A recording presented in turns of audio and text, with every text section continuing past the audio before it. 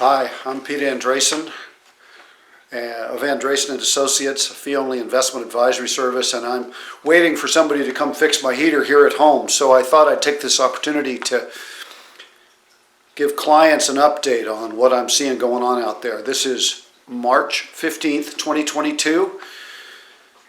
We've got a war. We've got a war in Ukraine. If we aren't fighting it with Americans on the ground, we are certainly fighting it as a proxy war. And I believe that this is part of what I'm going to term the big change.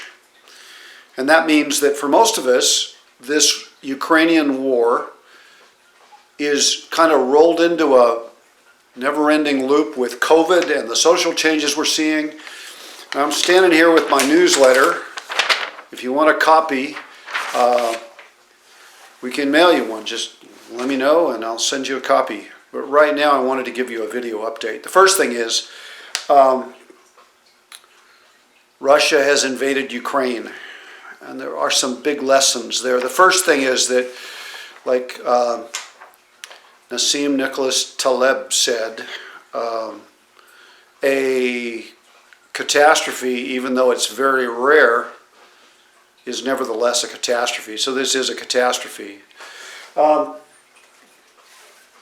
I've been reading lots, and I want to share some of that because there's some points to be derived. The first is, if you've ever read Rigged, what Rigged is about is the fact that the Russians have been maintaining a disinformation campaign for decades. This is not a surprise. Especially the Putinist faction has been working towards this for as long as they've been in power. So, nope, not a surprise. The surprise was that we muffed it when we, as Americans and as NATO, let the Crimea invasion go on in 2014 and let the gassing of the Syrians go on. So we've kind of not weeded the garden, and now we've got this. The other thing is that I've been reading about this because clearly there are people who are not like us involved with this, who see the need to lie, cheat, and steal. How many of those exist in the world? I'm also reading this, The Confidence Game. That's about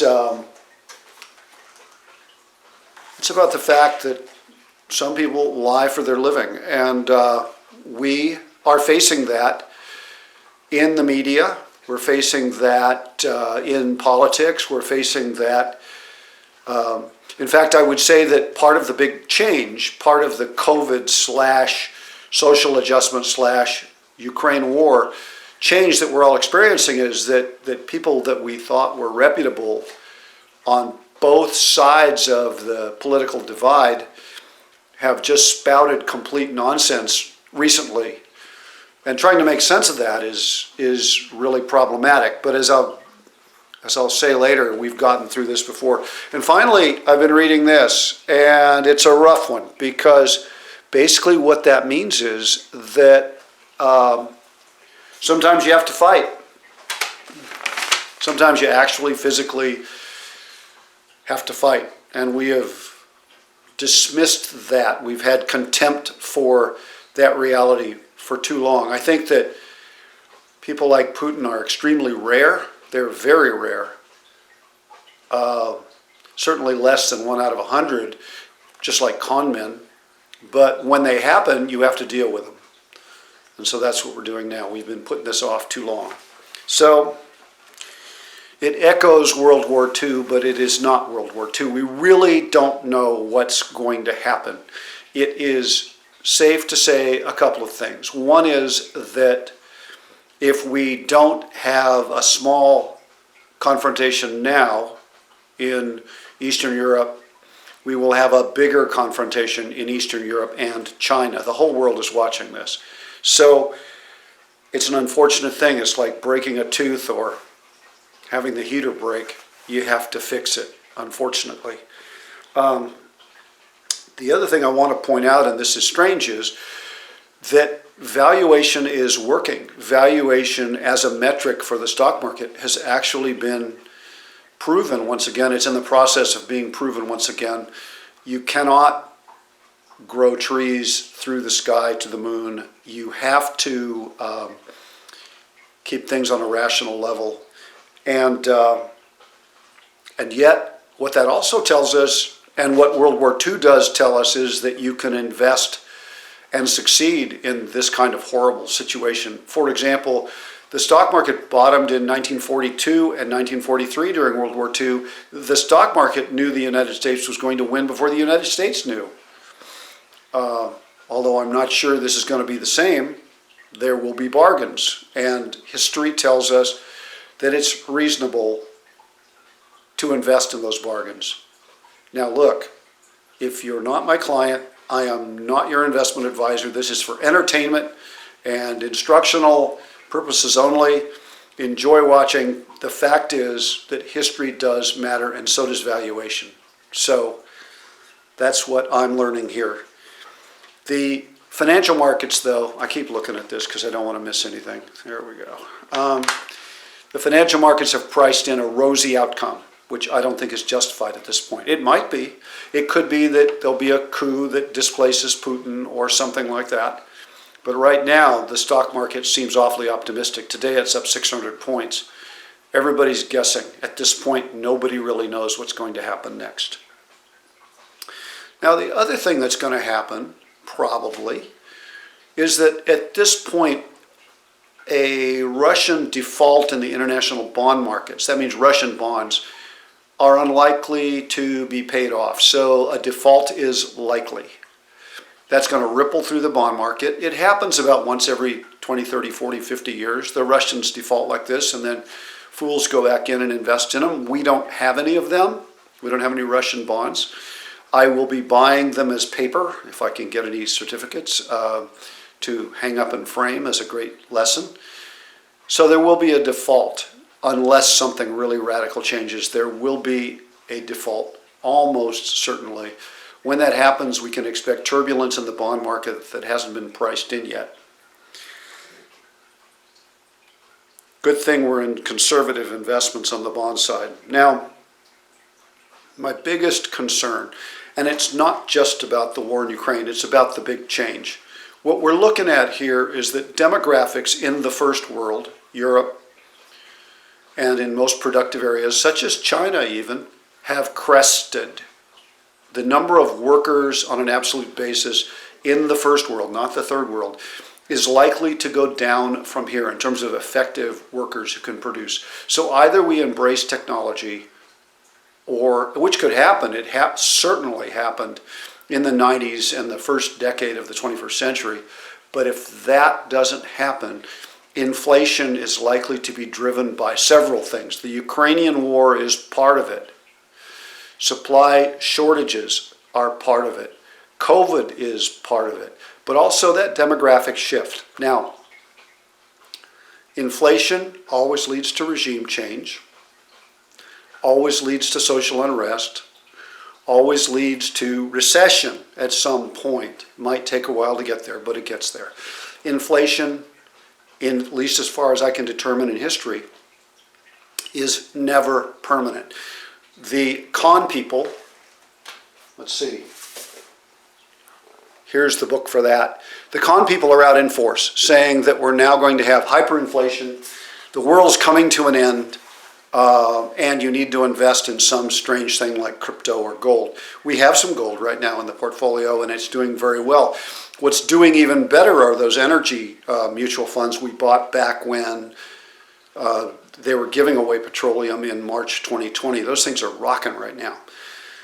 We probably will cut back on them, and we'll probably cut back gold because neither of them produce lasting value over 30-year time frames. So I expect to cut back at some point.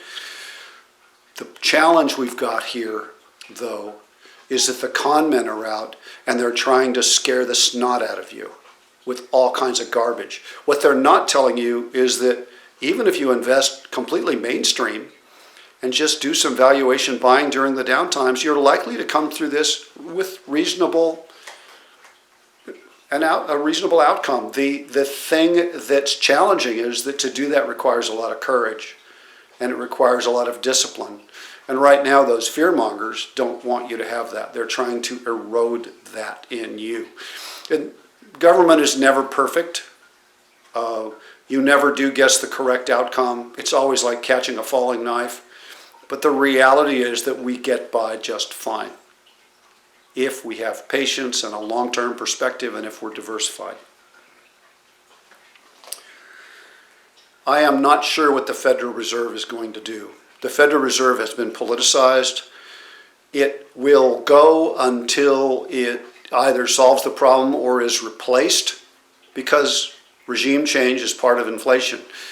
They are caught in at a bit of a problem because we have too much debt in our system, which will naturally work its way out. We have too much debt, we have too much stimulus right now, and we have inflation piling on. On the other hand, they may want to support the financial markets for a short-term political pop. If they do that, it's kind of like our war. If they do that, we're going to have a bigger problem later. So an interest rate increase this week or next week would actually be appropriate, despite the people blaming the higher price of gasoline or the higher price of this and that on some political entity. The reality is that we're in this from larger reasons than politicians. We're in this because we have to embrace fighting this fight against the Russian imperialist. We have to fight against COVID. We have to do all these different things as a society, and that's what's causing the problem. That is not a political endorsement of what anybody politically has done. It's just saying that this inflation feels to me like it's a demographic and supply side issue, not something that is immediately caused by any one politician or the other. So, Fed tightening, I don't know. If they do that, that'll push the bond market down. I would note that our allegedly safe portfolios really are safe. They've taken a hit in the bond portfolios, in the bond mutual funds, because all bonds are down right now due to rising interest rates and the fear of inflation. But that's going to be a short-term phenomenon. That will work itself out. And bond losses, historically, at least on the investment grade bonds, have been much less than the potential volatility in the stock market. So despite those small declines in the bond mutual funds, we're still better off there than we are over on the equity side in terms of risk management. Although, because I have said before in past videos, I expect that we'll slide into a recession before interest rates get too high. It's a recession. It's like a rainy day. We'll get through it. We'll have the courage to buy while things are down. The stock market will turn before we're out of a recession, but the interest rate can't get too high without driving us into that. So I am not expecting the spiking interest rate that the fearmongers are predicting will happen. It's easy for them. They're just YouTube clones or drones or gnomes or whatever you want to call it, trolls. They don't have to live with the consequences. They'll take their money and run. So buying property in the jungle in Colombia, buying gold and silver, it might give you a short-term pop, but history tells us that over 30 years it's not likely to produce lasting, permanent gains. Now, the other thing to keep in mind is that we are not going to be as profoundly affected by rising energy prices as we would have if this was still the 1970s. In the 1970s, we drove cars that got 6 miles to the gallon. Everybody had to commute to work. Instead, what I think we're going to see is a permanent COVID change, which is that a lot more people will work from home, commuting is going to decline, electric cars, hybrid, etc. It's going to be ugly. It's not going to be perfect, but it's going to happen. And so I don't expect the crisis that we had back with the Middle Eastern oil shock in '76. Now, I would add, they ain't our friends, are they? They are busy sitting on the sidelines watching us in this struggle. So energy independence just got a major boost. The other thing to keep in mind is, yes, I expect inflation to be bigger than expected and last longer than expected. But you catch up historically by investing in your diversified mainstream portfolio and riding the tide, and in the long run, you kick butt. The challenge is to have the courage and discipline to stay there. What do you think is going to happen with global investments in the coming decade? Think about it. Think about history. Hint, we had one down decade in the last century. So there you are. Now, inflation again. What history tells us is that inflation leads to more production because everyone out there is trying to produce that thing that's making the money, be it petroleum or gold or whatever. And eventually you get oversupply. It's kind of a cycle. Then when you have oversupply, the price of petroleum or gold or cars or whatever plummets. Remember that shortage of cars that we still have going on right now? My guess is that we're going to be facing an oversupply of cars sometimes in the next 5 years. I am a competitive shooter. I shoot rifle and pistol. Civilian ownership of firearms just got a major pop from the Ukraine where they're passing out AK-47s to people. So I expect that the demand for firearms and ammunition will go up, and at some point, this sounds incredible, but it's probably true, there'll be a glut of ammunition. How's that for long-term thinking? One more comment, and that is that this whole thing proves again that the classic system of valuation of investments still works. It did get profoundly altered by our current low interest rates, but it really matters because if you remember that giveaway petroleum in March of 2020, when they were giving away petroleum, remember petroleum was done, green everything, never going to go back to petroleum. We bought energy stocks. By the way, the energy corporations themselves are trying to convert to greener production anyway. Russia, not so much. So banning Russian oil, we're actually doing a lot to help global warming. But we bought it when it was cheap, and guess what? It went up. We bought those agricultural and commodity stocks when they were cheap. Guess what? They're going up.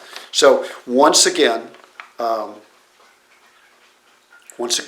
valuation matters, and we're back in the world where rational estimation of value still works, which is just astonishing.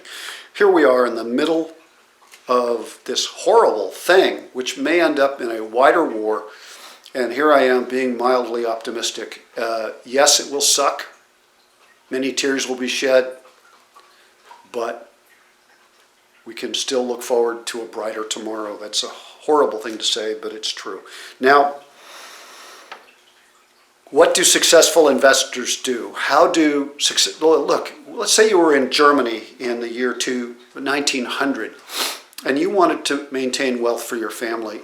In the coming 100 years, 122 years, you would face, well, you'd be dead, but unless you were old Gabriel over at the Carmel Mission, but that's another story. You would face 2 catastrophic world wars and 2 horrific revolutions. And yet Germany is now producing exponentially more than it did in 1900.